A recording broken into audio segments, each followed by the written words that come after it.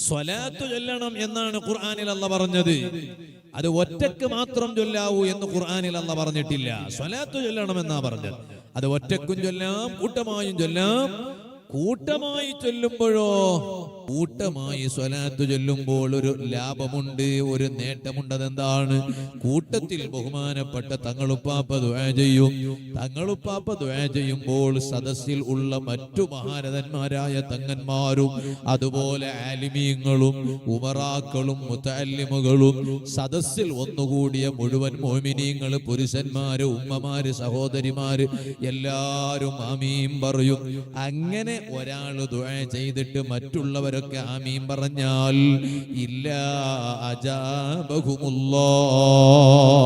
ആ ദുആക്ക് അല്ലാഹു തആല ഉറപ്പായും ഇജാബത്ത് നൽകുമെന്ന് മുഹമ്മദുർ റസൂലുള്ളാഹി.